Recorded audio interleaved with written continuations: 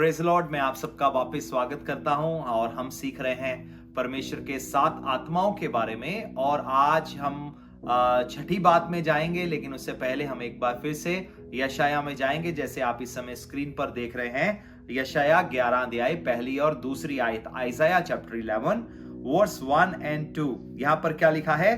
तब यिशै के ठूंठ में से एक डाली फूट निकलेगी, उसकी जड़ में से एक शाखा निकलकर फलवंत होगी, और यहोवा का आत्मा, बुद्धि का आत्मा, समझ का आत्मा, युक्ति का आत्मा, पराक्रम का आत्मा, ज्ञान का आत्मा और यहोवा के भय का आत्मा उस पर ठहरा रहेगा।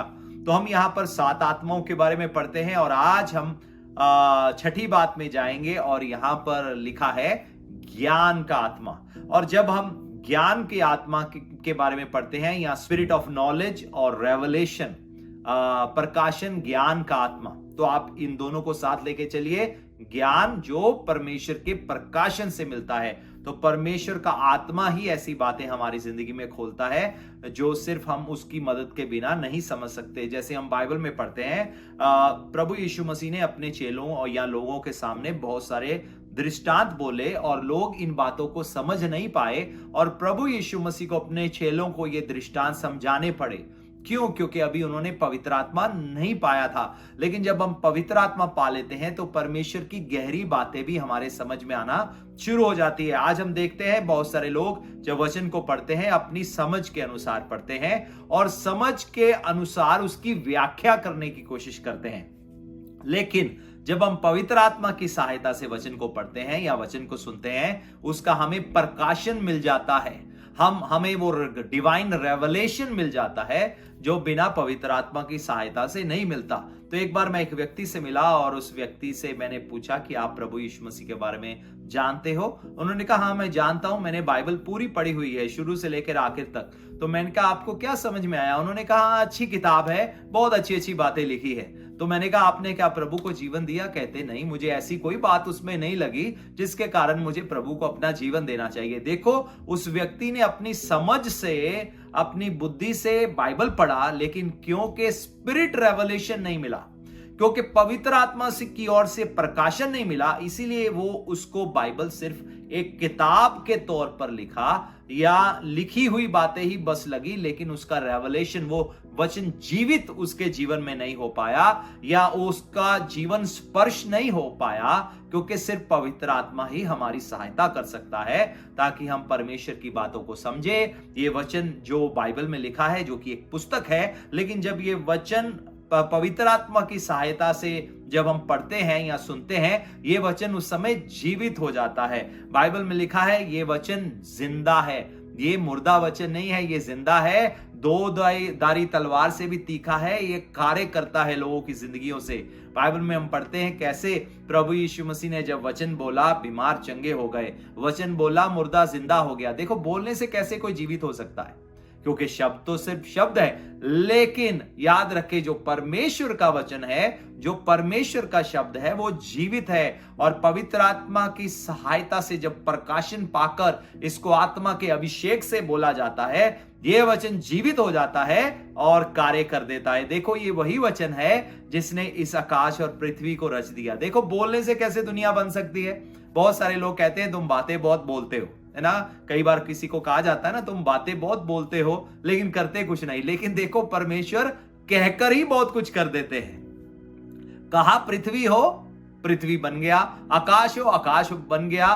प्रभु यीशु मसीह ने मुर्दा लाजर को कहा कब्र से बाहर निकला, ना प्रभु ने जाकर उसका हाथ पकड़ा, ना उसको हिलाने का कोशिश किया, ना उसको कोई इंजेक्शन लगाया, ना उसको रिवाइव करने का कोशिश किया। सिंपली प्रभु यीशु मसीह ने वचन बोला और वचन बोलने से कार्य हो गया। तो ये वचन का प्रकाशन सिर्फ पवित्र आत्मा की सहायता से ही मिलता है। बहुत सारे लोग जब परमेश्वर के वचन को पढ़ते हैं, वो दिमागी तौर से पढ़ते हैं, दिमागी तौर से लॉजिक लाकर इस वचन को पेश करने की कोशिश करते हैं। इसीलिए बहुत सारे लोग उनके ऐसे लोगों के पीछे चल पड़ते हैं और परमेश्वर के वचन की सच्चाई से हट जाते हैं। जैसे बहुत सारे लोग अन्य भाषा में प्रार्थना करने के खिलाफ हैं। तो लोग बहुत सारे सांसारिक लॉजिक लेकर आते हैं लोगों को समझाने के लिए, लेकिन पवित्र शास्त्र बाइबल में साफ साफ लिखा हुआ है, तो आत्मा ही रोशनी डालता है। ये ऐसे है जैसे मान लीजिए बहुत सारी बातें एक दीवार पर लिखी हुई है। एक दीवार है, उसके ऊपर बहुत कुछ लिखा हुआ है, लेकिन कमरे में अंधेरा है। जब तक हम टॉर्च लाइट नहीं जलाएंगे तब तक हम पढ़ नहीं पाएंगे वो शब्द क्या लिखे हुए हैं। हो सकता है हमें धुंधले दिखाई पड़ते हो क्योंकि हल्की हल्की रोशनी है, लेकिन जब टॉर्च जलाई जाएगी या कमरे में तेज रोशनी जलाई जाएगी तो हम साफ साफ उन बातों को पढ़ सकेंगे और समझ भी सकेंगे।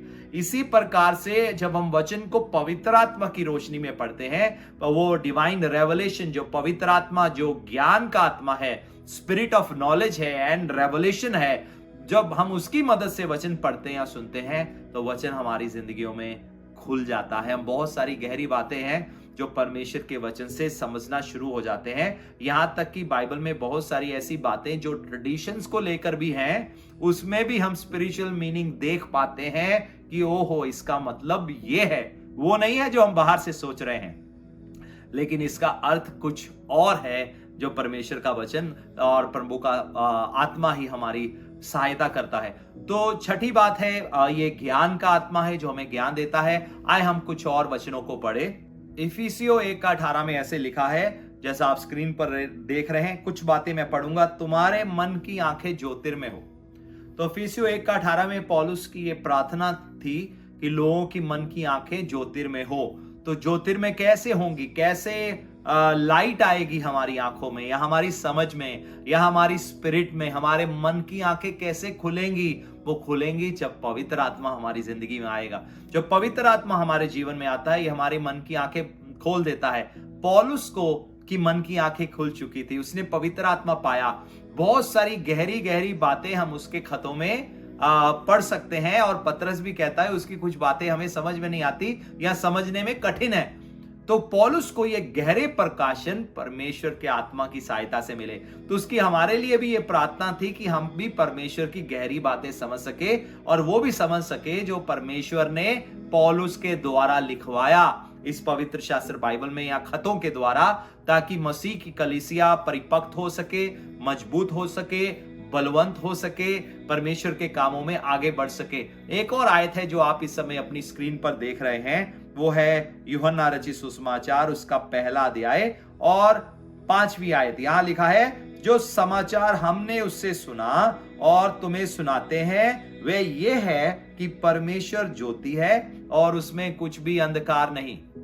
परमेश्वर ज्योति है और उसमें कुछ भी अंधकार नहीं। जब पवित्र आत्मा हमारे जीवन में आता है, जब परमेश्वर हमारी जिंदगी में आते हैं, वो अंधकार को हटा देते हैं। हम परमेश्वर के ज्ञान को समझना शुरू हो जाते हैं, परमेश्वर की महिमा के ज्ञान को समझना शुरू हो जाते हैं। हमें मालूम पड़ता है प्रभु यीशु मसीह कौन है। एक शुरुआत होता है प्रभु को जानने का, लेकिन अब क्या होता है, जब हम प्रभु पर विश्वास करके अपना जीवन उनको दे देते हैं, अब पवित्र आत्मा हमें और गहरी बातें प्रभु की समझाना शुरू हो जाता है। हम प्रभु के स्वभाव को समझना शुरू हो जाते हैं, प्रेम को समझना शुरू हो जाते हैं। बहुत सारे परमेश्वर की आत्मा की बातें हमारे आत्मा में डाल दी जाती है, हमारे मनों में बसा दी जाती हैं पवित्र आत्मा की सहायता से।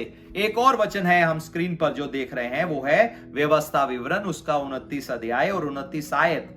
Deuteronomy chapter 29 and verse 29। यहां पर लिखा है, गुप्त बातें हमारे परमेश्वर यहोवा के वश में है, परंतु जो प्रकट की गई हैं वे सदा के लिए हमारे और हमारे वंश में रहेंगी, इसलिए कि इस व्यवस्था की सब बातें पूरी हो जाएं। एक बार फिर से देखिए स्क्रीन को, गुप्त बातें हमारे परमेश्वर यहोवा के वश में है। एक बार फिर से बोल रहा हूं, गुप्त बातें हमारे परमेश्वर यहोवा के वश में है, परंतु जो प्रकट की गई है वे सदा के लिए हमारे और हमारे वंश में रहेंगी। तो गुप्त बातें परमेश्वर के वश में है, लेकिन पवित्र आत्मा के द्वारा परमेश्वर ने गुप्त बातों को हमारे सामने प्रकट किया है, हमें डिवाइन रेवलेशन दिया है, हमें प्रकाशन दिया है, ताकि हम जान सके परमेश्वर की हमारे जीवन से इच्छा क्या है। वो हमारे नाश की नहीं है, हानि की नहीं है, लेकिन हमारे लाभ की है।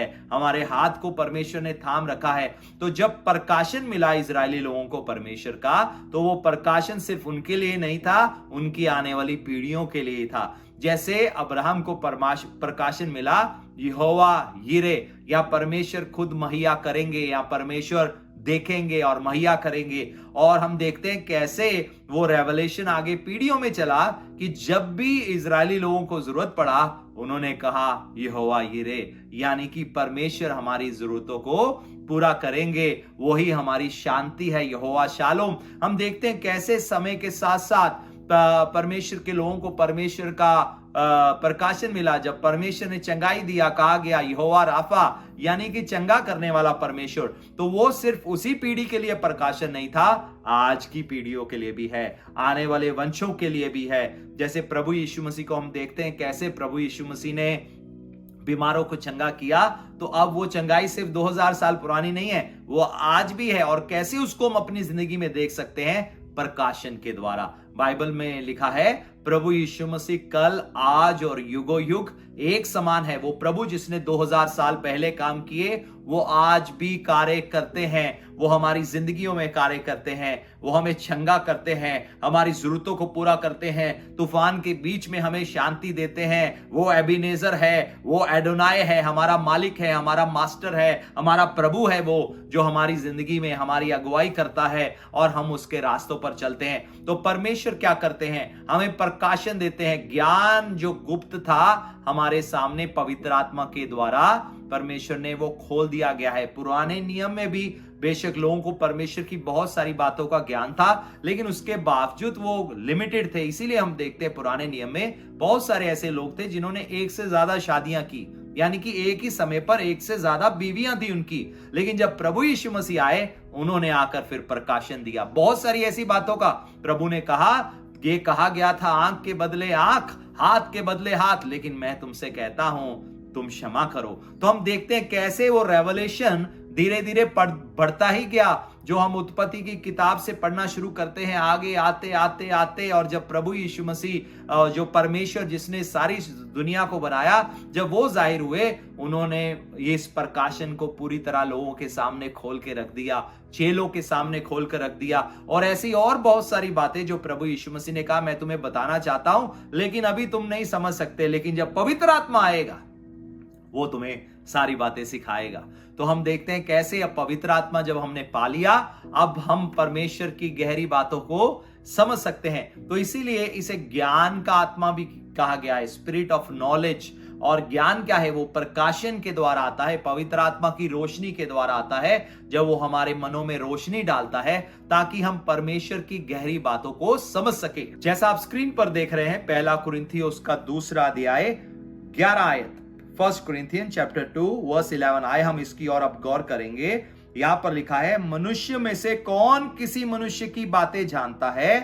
केवल मनुष्य का आत्मा जो उसमें है। एक अब मेरी और गौर कीजिए, क्या लिखा है? मनुष्य में से कौन मनुष्य की मन की बातें जान सकता है? लेकिन मनुष्य का आत्मा। तो किस मनुष्य का आत्मा? यानी कि मेरा आत्मा जानता है कि मेरे मन में क्या चल रहा है। आपको मालूम नहीं है, लेकिन मेरा आत्मा जानता है कि मेरे मन में इस समय क्या चल रहा है। आगे पढ़े, आगे क्या लिखा है? वैसे ही परमेश्वर की बातें भी कोई नहीं जानता, केवल परमेश्वर का आत्मा। तो जैसे मनुष्य के मन की बातें या मेरे मन की बातें आप नहीं जानते, सिर्फ मैं ही जानता हूं, उसी प्रकार से परमेश्वर के मन की बातें सिर्फ परमेश्वर यानी कि परमेश्वर का आत्मा ही जानता है। तो पवित्र आत्मा के द्वारा क्या होता है? हमें प्रकाशन मिलता है, परमेश्वर की मन की बातें हमारे सामने खुल जाती हैं, परमेश्वर के भेद खुल जाते हैं, परमेश्वर के गुण हमारी जिंदगी के सामने प्रकट हो जाते हैं। और पवित्र आत्मा की सहायता से हमें मालूम पड़ता है कि परमेश्वर का हमारे जीवन में से एक उद्देश्य है। मुझे अपनी जिंदगी के मकसद के बारे में कुछ भी मालूम नहीं था। मुझे याद है 13 साल की उम्र से मैं परमेश्वर की खोज में था। 18 साल की उम्र में एक दिन मैं अपने मोटरसाइकिल पर जाता हुआ, हेलमेट पहना हुआ था, और मैं रास्ते में रोना शुरू कर दिया और मैंने कहा, परमेश्वर मैं नहीं जानता आप कौन हो, लेकिन मैं जानता हूं कि आप कोई सृष्टि की हुई चीज नहीं हो, आप कोई बनाई हुई चीज नहीं हो, लेकिन आप वो हो जिसने सारे जगत को बनाया है। मैंने कहा मैंने आपको जानने का बहुत कोशिश किया, लेकिन मुझे मालूम नहीं पड़ा कि आप कौन हो, और शायद मैं कभी भी आपको जान नहीं पाऊंगा। तो मैंने उनसे 3 सवाल किए। पहला सवाल ये था, आप कौन हो? तो मैंने उनसे ये रिक्वेस्ट किया कि जब मैं मरूं और मेरे पापों के कारण जब आप नरक में मुझे फेंकने लगो, उससे पहले ये बता देना आप कौन हो। दूसरा मेरा क्वेश्चन ये था, आपने इस दुनिया को कैसे और क्यों बनाया? ये मेरा दूसरा सवाल था कि जब मैं मरूं और आपके जजमेंट सिंहासन के सामने, थ्रोन ऑफ जजमेंट के सामने, न्याय सिंहासन के सामने खड़ा हूं और आप उससे जब भी मुझे नरक में या जो भी कोई बुरी जगह फेंकने लगो मुझ गुनाहगार को, तो उससे पहले यह बता देना आपने इस दुनिया को कैसे और क्यों बनाया। तीसरा जो मेरा सवाल था वो ये था, मेरे जीवन का पर्पस क्या था, मेरी जिंदगी का क्या उद्देश्य था? क्योंकि मुझे अंदर से लगता था कोई मकसद है, लेकिन मालूम नहीं था जब तक परमेश्वर का आत्मा मेरे सामने प्रकट ना करता। यानी कि मुझे जानने की जरूरत थी कि परमेश्वर ने मेरे लिए क्या सोच रखा है। तो वो परमेश्वर ने आपके लिए क्या सोच रखा है, वो कोई मनुष्य नहीं, कोई और कोई तंत्र विद्या नहीं, लेकिन परमेश्वर का आत्मा ही आपके सामने जाहिर कर सकता है कि परमेश्वर के मन में क्या है आपकी जिंदगियों के बारे में। जैसे परमेश्वर ने कहा, मेरे तुम्हारे लिए योजना है, योजना तुम्हारे हानि की नहीं है, लाभ की है। तो कैसे प्रकट होगा कि क्या परमेश्वर की योजना है? जब आप पवित्र आत्मा पाएंगे, परमेश्वर के साथ फेलोशिप में चलेंगे, परमेश्वर के भय में चलेंगे। तो याद रखना परमेश्वर का भय, क्योंकि अगली 7वीं बात वही है जो आज मैं आपको सिखाने जा रहा हूं। ये शिक्षा बहुत प्रकाशन भरी है, तो इसलिए इसको मिस ना करें। और अगर आपने मिस किया, हमारे YouTube चैनल को विजिट करें और सारे भागों को कृपया समय निकाल कर सुने, आपकी जिंदगी परिवर्तित हो जाएगी। तो हम देखते हैं कैसे मनुष्य के मन की बातें कौन जानता है। मेरे मन की बात कौन जानता है? मैं ही जानता हूं। उसी प्रकार से परमेश्वर के मन की बात कौन जानता है? परमेश्वर का आत्मा ही जानता है। मेरे मन की बातें कौन जानता है? मेरा आत्मा जानता है। परमेश्वर के मन की बातें कौन जानता है? परमेश्वर का आत्मा जानता है। एक बार फिर से इस वचन को पढ़िए जो आप इस समय स्क्रीन पर देख रहे हैं। क्या लिखा है? मनुष्य में से कौन किसी मनुष्य की बातें जानता है? केवल मनुष्य का आत्मा जो उसमें है। वैसे ही परमेश्वर की बातें कोई नहीं जानता, केवल परमेश्वर का आत्मा।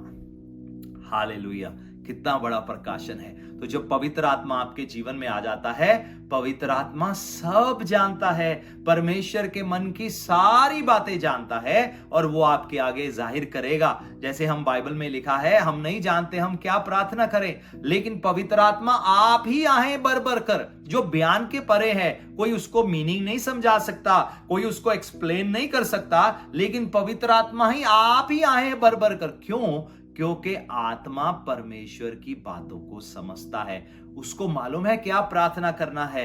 हम ज्यादा से ज्यादा अपनी समझ के इसके अनुसार ही प्रार्थना करते हैं। बहुत सारे लोग कहते हैं प्रभु यीशु मसीह ने तो कभी अनन्य भाषा में प्रार्थना नहीं किया, तो आपको क्या जरूरत है? देखो, प्रभु यीशु मसीह को सब मालूम था, हमें 100% सब मालूम नहीं है। इसीलिए हमें पवित्र आत्मा की सहायता चाहिए। इसीलिए परमेश्वर का आत्मा अब हमारे द्वारा प्रार्थना करता है, जो कोई मनुष्य बयान उसको नहीं कर सकता। क्योंकि हम ज्यादा से ज्यादा क्या करेंगे? हम लॉर्ड्स प्रेयर पढ़ देंगे और क्या करें? हम कहेंगे रोटी दो, मकान दो, बंगला दो, वीजा दो, ये दो, वो दो। इससे ज्यादा तो हम कुछ नहीं बोलते ना। लेकिन परमेश्वर ने हमारे लिए बहुत कुछ सोच रखा है, लेकिन वो पाने के लिए भी प्रार्थना करने की जरूरत है। तो इसीलिए परमेश्वर ने का आत्मा हम में से होकर आहें भर भर कर प्रार्थना करता है, जो बयान से परे है। क्योंकि बाइबल में लिखा है, हम नहीं जानते हम क्या प्रार्थना करें। तो कुछ चीजें आपके जीवन में तभी आप पूरी होते हुए देख पाओगे जब आप अनन्य भाषा में भी प्रार्थना करोगे।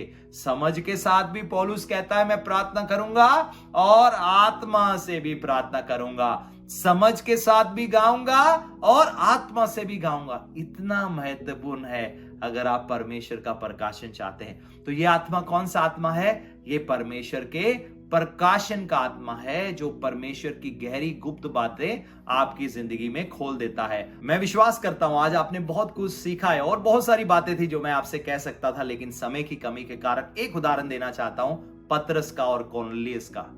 कैसे एक दिन पतरस प्रार्थना कर रहा था और एकदम ट्रांस में चला गया और उसने तरह तरह के जानवर देखे और परमेश्वर ने कहा इनको मार और खा, और कहता है मैं इन चीजों को नहीं खाता।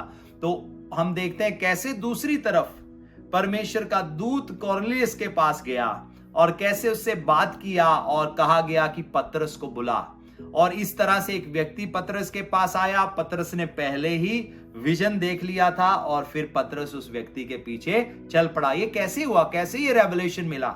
कैसे मालूम पड़ा क्या करना है, आगे क्या बढ़ना है? जैसे बाइबल में हम पढ़ते हैं सैमुअल ने शाऊल को बता दिया तेरे पिता के गधे मिल गए। कैसे मिला ये प्रकाशन? होली स्पिरिट के द्वारा। ज्ञान, नॉलेज, मालूम है क्या हो रहा है, क्या हुआ है। हाँ, गधे मिल गए हैं, परमेश्वर जानते हैं गधे मिल गए हैं, मनुष्य को नहीं मालूम। तो परमेश्वर के आत्मा ने सैमुअल को जाहिर किया और अब वो शाऊल को बता रहा है। तो ऐसे बहुत सारे उदाहरण हैं। जैसे प्रभु यीशु मसीह ने नथानिएल को कहा कि मैंने तुझे पेड़ के नीचे बैठे हुए देखा। प्रभु यीशु मसीह को ज्ञान था, वो कहां था? प्रभु यीशु मसीह को ज्ञान था लोगों के मनों में क्या है, इसीलिए उन्होंने अपने आप को लोगों के आगे सामने नहीं सौंपा। तो ज्ञान क्या है? जानना, जानकारी होना। परमेश्वर को शुरू से लेकर आखिर तक सब बातों की जानकारी है। तो जब हमने पवित्र आत्मा पाया तो हमें भी उन चीजों की जानकारी मिल सकती है अगर परमेश्वर चाहे। और दूसरा है, अगर आप भूख रखे, प्यास रखे, प्रभु मुझे जानना है, बिल्कुल वैसे जैसे परमेश्वर ने यूहन्ना को प्रकाशन दिया आने वाली घटनाओं का और प्रकाशित वाक्य लिखा गया, बुक ऑफ रेवलेशन लिखा गया। क्यों? क्योंकि spirit of knowledge and revelation, परमेश्वर का आत्मा, ज्ञान प्रकाशन का जो आत्मा है, उसने ये भेद वाली बातें खोल दिया। तो प्रभु का बहुत धन्यवाद हो। ये बहुत गहरा विषय है, आज समय नहीं है मैं आपको बताऊं, लेकिन आप हमारे साथ जुड़े रहिए। आने वाले हफ्तों में मैं और गहराई में आपको परमेश्वर के प्रकाशन के आत्मा या ज्ञान के आत्मा के बारे में और गहराई से बताऊंगा।